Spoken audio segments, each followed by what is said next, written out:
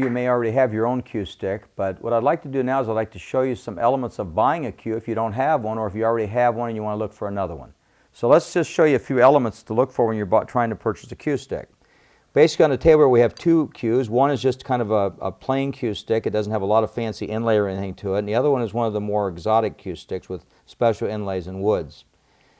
No matter which of the butts you're using here, you still want to have basically a shaft that would be very similar to this. This is a maple shaft.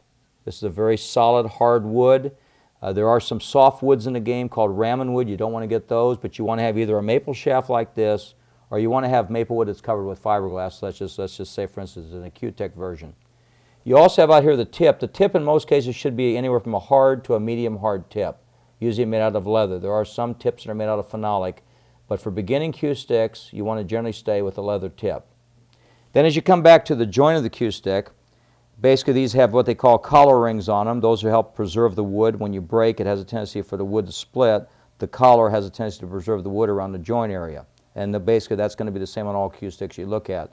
There are a few minor exceptions where we have steel, but in most cases it's a plastic collar ring. As you come back from the joint of the butt now on this particular cue, you'll have again here, you'll have a phenolic or what's called a Delron material holding the stud in here. And on this one over here you'll have metal, both of which are very effective. Coming back toward the wrap area, you have a wrap. This happens to be leather and this is leather, but in the beginning stages of your game, you might want to start with either nylon or you might want to have Irish linen.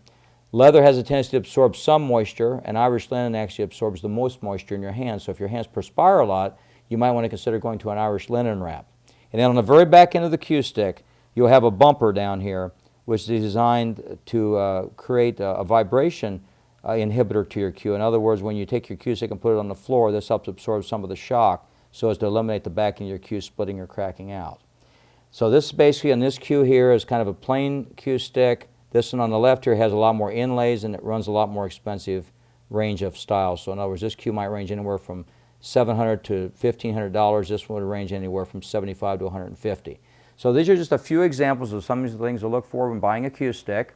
So the next time you're out there and you want to enjoy the game a little bit more, go out and look for these features in your cue and you'll enjoy the game a whole lot more, according to Dr. Steele.